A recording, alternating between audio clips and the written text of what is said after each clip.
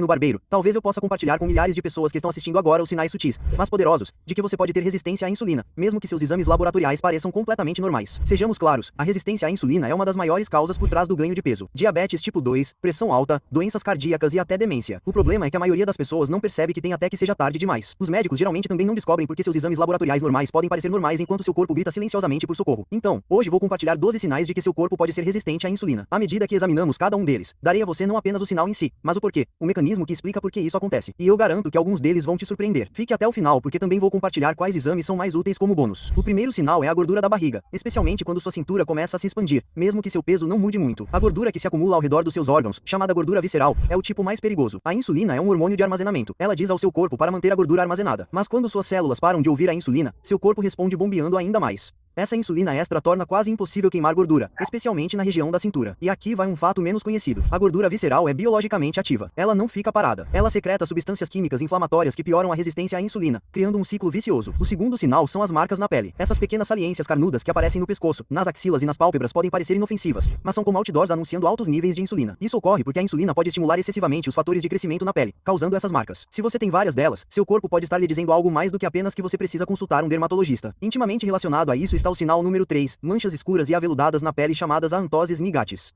Elas geralmente aparecem no pescoço, nas axilas e na virilha. Não são apenas um problema estético. São causadas por altos níveis de insulina que estimulam as células pigmentares da pele. E aqui está o problema. Já vi isso em crianças. Isso significa que a resistência à insulina pode se desenvolver em uma idade precoce, muito antes da maioria das pessoas sequer verificar a glicemia de G1 ou A1C. Sinal número 4. Desejos constantes por carboidratos e açúcar. Você já se perguntou por que pode comer uma refeição completa e ainda sentir vontade de sobremesa? Não é apenas falta de força de vontade. Quando a insulina está alta, seu corpo é impedido de queimar gordura como combustível. Como a gordura fica armazenada, seu cérebro continua sinalizando fome e desejos por açúcar rápido. Além disso, o açúcar ativa as vias de dopamina do cérebro da mesma forma que as drogas viciantes.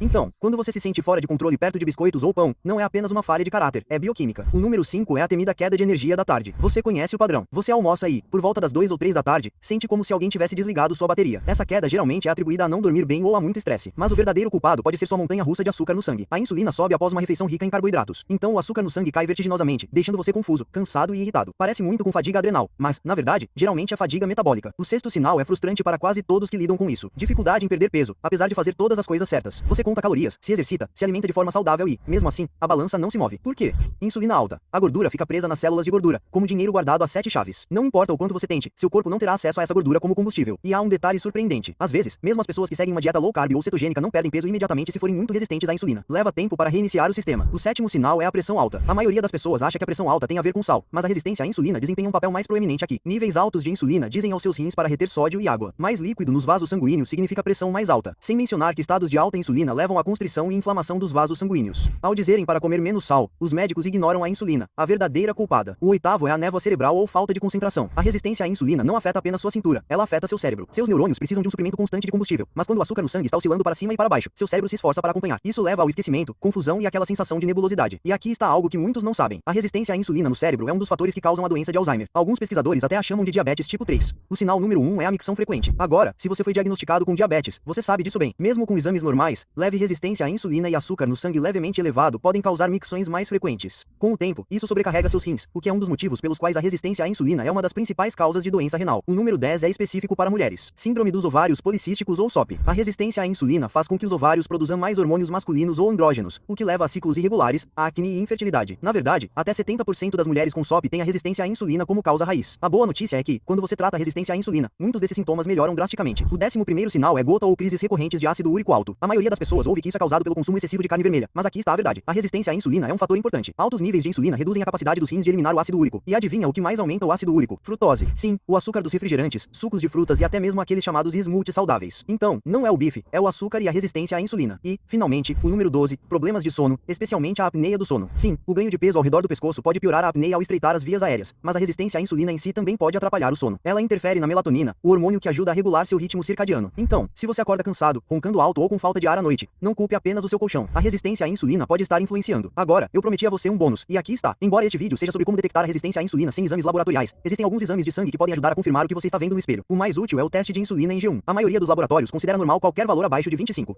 Mas, na verdade, o ideal é que fique abaixo de 10 ou, idealmente, na faixa de 2 a 5. Outro é o score HOMIR, que usa a glicemia de G1 e a insulina para calcular a resistência. Um score acima de 2 sugere problemas. A proporção de triglicerídeos para HDL é outra pista. Se estiver acima de 2, geralmente significa resistência à insulina. Menos de 2 é ótimo. Menos de 1 é ainda melhor. A hemoglobina glicada, que mede sua glicose média, pode parecer normal em 5,6%.